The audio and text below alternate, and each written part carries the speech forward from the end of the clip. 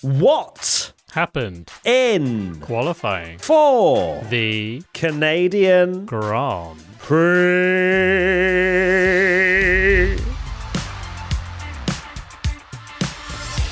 Another qualifying to pop in the backpack full of banger qualifyings we've had this year already.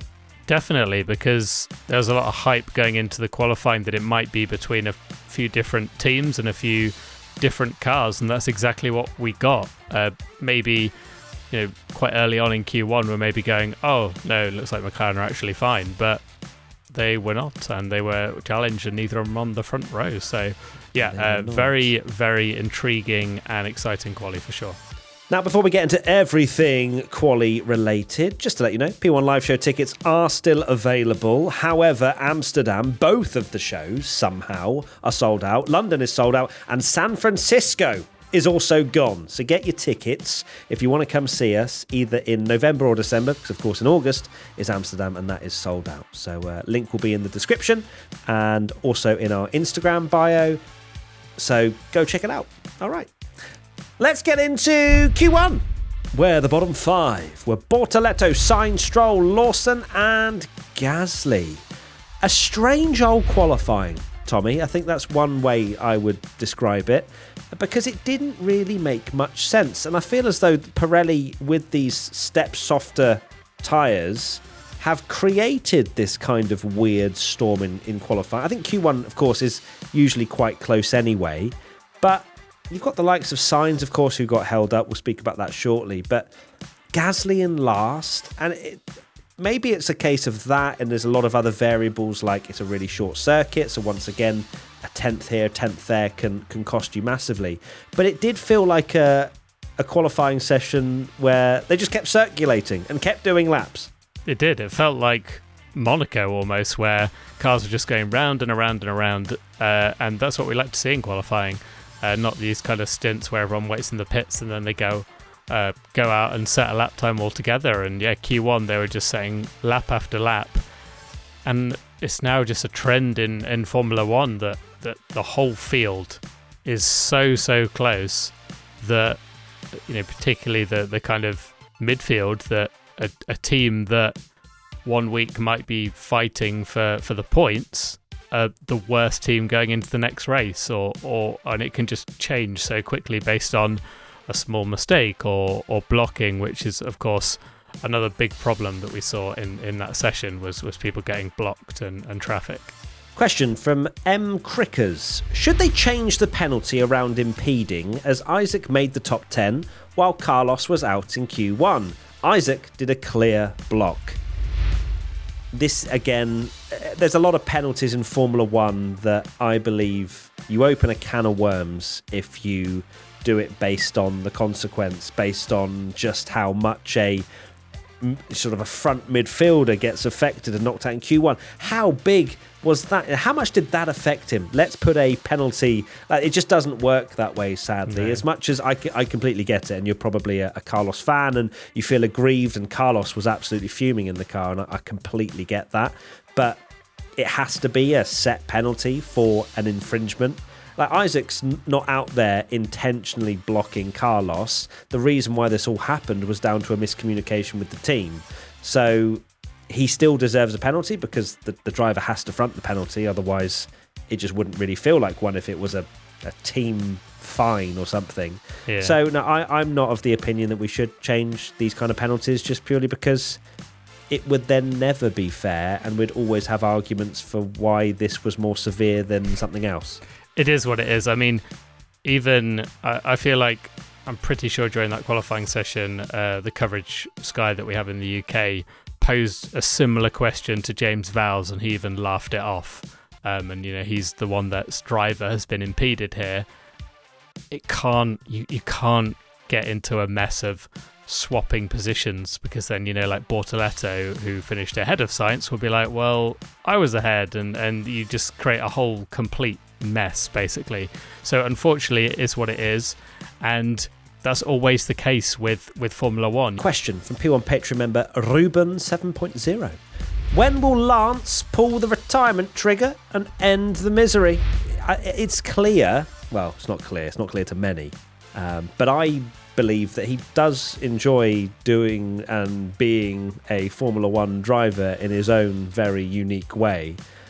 He's not the most jovial in media interviews because I can see he physically despises it, and wants to kind of keep himself to himself. Like, I've seen some quite cute, wholesome videos of him interacting with fans and things like that show that he's not just completely cold on the outside, but I can see how he comes off the wrong way to a lot of people, including me. Like, I don't enjoy the way he speaks to interviewers, for example. So I think that can be confused with the actual enjoyment, perhaps, of him in the car. But again, out P18, I don't think he's going to retire. I think this is just kind of like a Sunday gig for him. You know what I mean? Just like, what are you doing at the weekend, Lance? Oh, I'm just going to go drive a fast car for the weekend. I don't think he's going to go anytime soon, personally. No, he won't. And I've said this before, that you don't quit when you're about to go into a new regulation change with Adrian Newey that your father has bought you.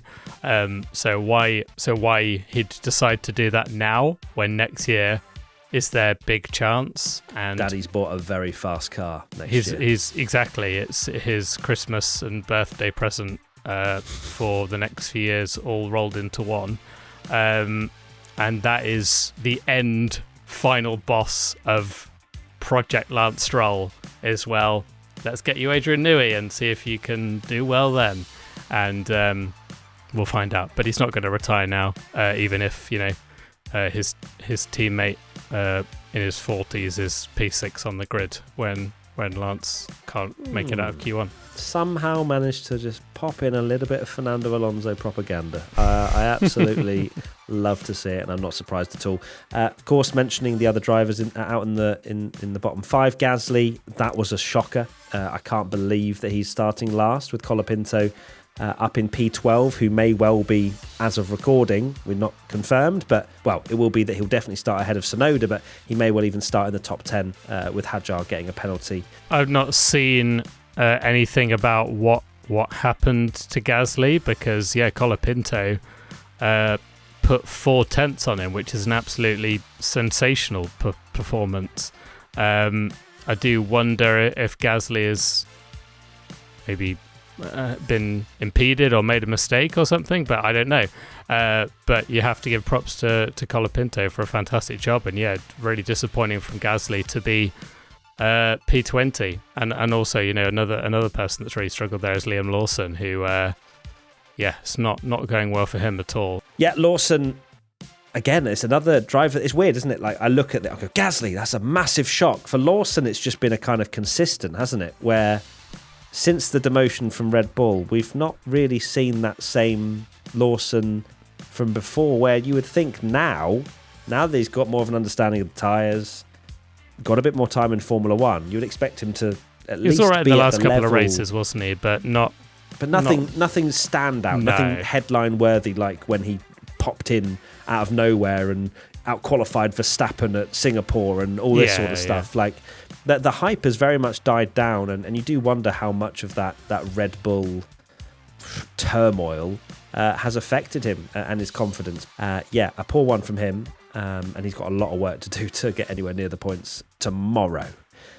Okay, to Q2 we go now, with Tsunoda, Colapinto, Hulkenberg, Behrman and Ocon, the 5 dropping out from this session. Tsunoda, of course, will be starting at the back of the grid. In terms of his pace, it's not nothing bad, special. But nothing special. But if it had got P11, you'd have gone, it's a bit better, but it's okay. And that is the expectation of the second Red Bull driver now, though, isn't it? That kind of almost getting into Q3 is almost good. But so I guess when you compare it, more fairly, right? So you've got Max, of course, Red Bull, difficult car to drive. We all know that. He was half a second clear of Tsunoda in Q2, and that was the difference between 2nd and 11th. But that being said, it's obviously not what Yuki wants. Of course, for this weekend as well, he's got the upgrades. He's got the same car as Max. That's what's been said. So there isn't any of that. But of course, that all stemmed from him crashing in Imola as to why he didn't have them. yeah, disappointing for Yuki. How do you feel, mate, Tommy? You know, where do you sit? It's painful to watch, and it's difficult that him even being in like your P13, 14, 15th, if he qualified there, it's almost like a non-story now because it's just so predictable that it's going to happen. P11 you'd almost say is actually pretty decent, I think. But again, he's got that penalty, which is going to be gutting because, you know, qualifying has been his biggest. It's been where it's really gone wrong for him. I know he's not been that great in the races either, but you kind of would hope from 11th that he might be able to score a point or two, and that would be kind of enough, I think, to kind of take a bit of pressure off. But he's going to be starting at the back, and you know it's going to be really, really hard to score points from last. Certainly is. Colapinto, we've already touched upon. A fantastic job from him, bouncing really back good. from a difficult practice to popping it in P12. Phenomenal job from him. Hulkenberg, again, like I know he had an insane result in Spain, but I think that Sauber is kind of definitely more towards where Hulkenberg is putting it. Behrman looked scruffy throughout the entirety of qualifying, so I'm actually surprised that Ocon wasn't able to beat him in the end. Behrman was 3/10 clear of Ocon. Yeah, it felt like every time we were riding on board with Ollie, he was sideways or fighting some kind of oversteer. Yeah, Haas are just such a weird anomaly this year. And Behrman, I think his team principal has even come out and said that you can see how great Ollie Behrman can be. He just needs to hook it all up and make it happen. And unfortunately for him again, it didn't quite happen. Question from P1 Patreon member Captain Obs3420. Is Colapinto finally getting to grips with that Alpine? Genuinely a great session from him. It's hard to tell. I don't think we can absolutely jump on the Colapinto hype train right now, but it reminds me of Imola, for example, where he was doing really well and then crashed. This was a session where I was just praying that he wasn't going to make that kind of mistake. Because you could tell he was on the ragged edge. Every time he went through past the wall of champions, he was flirting with the wall, and he was really pushing. We'll need to see, obviously, a few more sessions like this, but it's a really positive thing for Franco, just purely because he never had any running in this Alpine. So this will definitely just settle the boat ever so slightly for Franco. Yeah, he's been thrown into that car without much. You know, he went into a triple header, which I think are three very difficult races, two especially in Imola and Monaco that punish mistakes.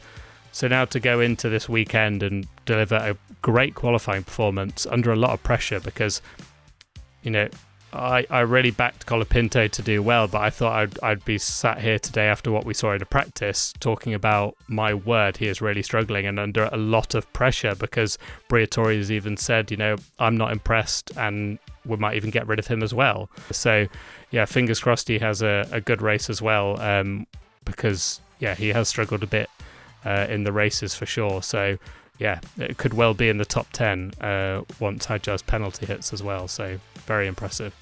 Yeah, so crucial to convert that now into a solid race. Doesn't even have to be points. No, it doesn't. 11th, 12th, something like that will be a really good result for him.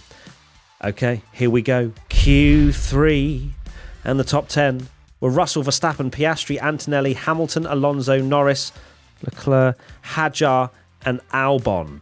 I can't believe that is the grid that we have tomorrow. I'm so excited to see how this will unfold. George Russell just spawning out of nowhere with the only driver to get into the 1-minute 10s on the medium tyres. It just absolutely hooked up for him. Max to be in P2 is just... I mean, you could tell in the post-quali interviews, or at least when they're on the grid, he was pretty happy with that. Like, he's very happy that he's on the front row of the grid, because he knows these opportunities are... it wasn't after he heard Russell's comments. Have you seen that? I've seen about the post-quali press conference. Did he say about George as well then? So Russell obviously made that comment, didn't he, in saying, well, I've got less penalty points than him.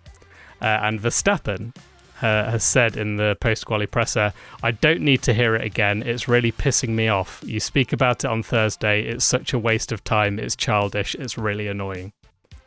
So I will clarify here that this isn't because of what George said. This is because of people in the journalists saying this. This is not a direct reaction to what George Russell said on the grid. Of course, he wasn't happy with that, but I think he was happy with the fact that he is second on the grid. P1 Patreon member, anything but Ruben. Max versus George. Who is coming out on top? Hard. This is hard, isn't it? It will depend on the weather, not in terms of whether it be dry or wet, but whether it will be 0.1 degrees over the working window of what Mercedes are able to cope with their cold-loving car. I think it's silly to not include Oscar Piastri in this conversation as well. I don't think it's a two-horse race by any stretch of the imagination. But if we are picking between the two, I think Max will perhaps have the better race car tomorrow. Interesting, yeah. I mean, I kind of saw this question as maybe like a turn one thing, but maybe it's the race. Short rundown, isn't it? Yeah, I think for turn one, I'd be absolutely amazed if Max can manage to get into the lead at turn one, because it's such a short run.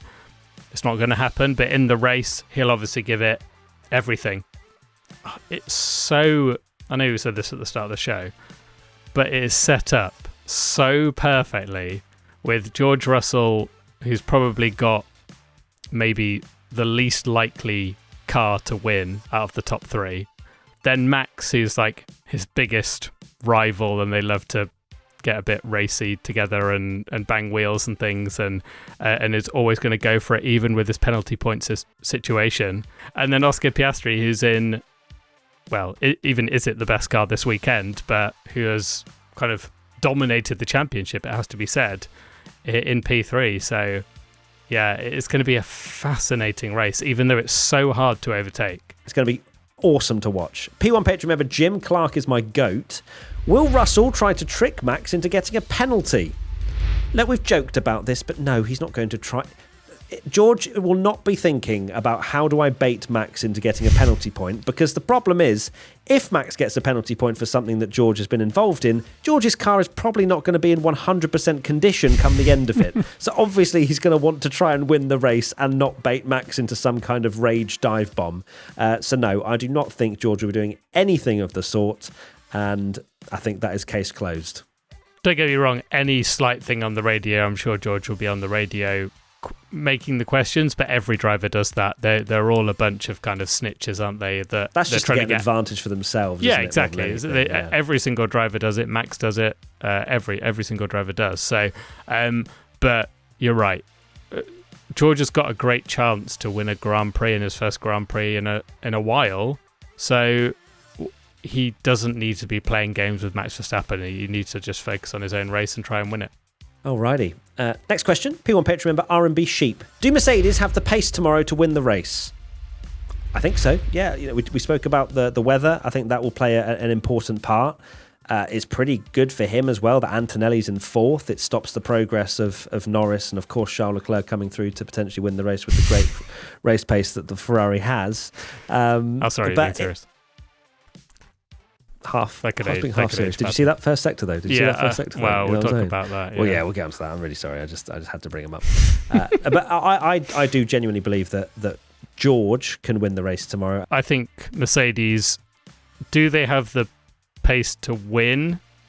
Maybe, but I also just think that it doesn't really matter, because it's going to be so hard to pass at a track like Montreal, that as long as he gets into turn one, and we've seen that a lot this year, he's got a fantastic chance to do it, even if he does have a slight disadvantage over Max or the McLarens or the Ferraris. He's still got an amazing opportunity to win, so he can absolutely win the race tomorrow. P1 Patreon member AMG Piper. Could these bad qualifying performances ultimately be Lando's downfall and cost him the championship? Yes, there's no doubt about it. Lando starting 7th tomorrow it's not good enough if he wants to win the World Championship, for sure not. Now, I've backed him this weekend, and I was confident with me backing him this weekend up until Q3. Like, he looked awesome in practice, but when the pressure's built up, sadly, he said it in himself in the post-quali interview, which, to be fair, he didn't seem as down in the dumps as I've seen him previously, which I think is good for him, that perhaps he's feeling in a slightly better headspace about it all. But he just simply said, I make too many mistakes. If you want to win a world championship that is so closely contested like it is this year, you can't be starting 7th. He's going to have to dispose of Alonso, Hamilton and Antonelli before he even can start thinking about the top 3, which includes his teammate and championship rival. Who are probably going to race off, aren't they, those 3, compared to Antonelli, Hamilton, Alonso. He's going to have to hope for some crazy lap 1 where he gains a few positions and then perhaps he can mount a challenge from there. But it is going to have to require some pretty good luck. I can't remember a kind of season where it's so kind of consistent mistakes kind of in qualifying all the time, and it is qualifying, and that's what's hurting Lando. His race pace isn't bad, and we've seen him kind of, once he's shuffled kind of out the way of the other drivers that he's kind of qualified behind, he's not a million miles off Piastri, and he looks like maybe if he'd started better he might be able to challenge him. We still kind of yet to see it, but I feel like he could. But it's just happening again and again and again, and really disappointing from Lando, and it will absolutely cost him the championship if it keeps happening. Yeah, you touched upon Oscar there, and this is, as much as we're talking about Lando and what's costing him the championship, you also have to give plaudits to Oscar, who has been struggling, as you say, the entirety of this weekend. He looked dreadful in practice, and he's been able to somehow muster up a P3. That'll feel like and a this win is exactly what. Yeah, and this will be what wins him championships. Yeah. This is exactly the mentality that a champion has, is being able to drag a result when feeling pretty rubbish with the car. A great job from Oscar, it has to be said, considering the difficulties that he had. Question Papaya Pieces. Do you agree with Charles that Hadjar was at fault for his last lap, or was his anger misplaced? Look, I'm a Charles. You can see what I'm wearing. I'll defend Charles Leclerc to the absolute ends of the earth, and I do think he's actually got a point. I do. It's not Hadjar's fault. It's not penalty worthy, but his car's there in a pretty important part of the lap where you don't want anything to really unsettle the car. As the car gets slower, of course, there's less downforce, and then if you have someone disturbing the air in front of you as well, it's going to make you lose a bit of grip. Hadjar, of course, is just tootling around, getting ready for his lap, or he's just finished his lap. I can't remember exactly where he was in the sort of grand scheme of things, but I think it makes sense as to why Charles made that mistake, for sure. He was absolutely flying in the first sector. Purple first sector, the fastest of anybody, even after all the laps were finished. But it's unfortunate that this is what happens in qualifying. There's plenty of times where drivers have complained about someone being a little bit slow 200 metres ahead, and some drivers saying they know exactly what they're doing. I don't think Hadjar is trying to affect a Ferrari driver. A Ferrari in Q3. The fight's not particularly between them. It's one of those incidents that I do believe it would have affected Charles. We know how sensitive cars are in dirty air, and people may laugh at it and go, oh, it's actually, it's just an excuse because he's made a mistake. But you watch the races now, and so many times people are dropping back by 1.5 seconds, 2 seconds, get even more sometimes, to get clean air. So when you're pushing on a qualifying lap, you don't want to be anywhere near another car, and it will affect it. That being said, it's definitely not penalty worthy, but it will definitely have affected Charles Leclerc pushing into that corner and not having the same grip that he did. Fun times, but look, it's not over until it's over, and the Ferrari race pace, goodness gracious, it's just a shame they have so many cars to go past to show off this race pace. But again, it's going to be fascinating to see just how much Leclerc can get through. Right, that is it. That's our quali recap done. That was a big one. You can tell it was an enjoyable qualifying session. Very excited for tomorrow. It's quite late, isn't it? It's 10 past 11 at this. So it was time for bed. Thank you, everybody. We'll see you very soon. See you tomorrow on the watch along and for the podcast and everything else in between. Lots of love. Take care. Bye. Bye.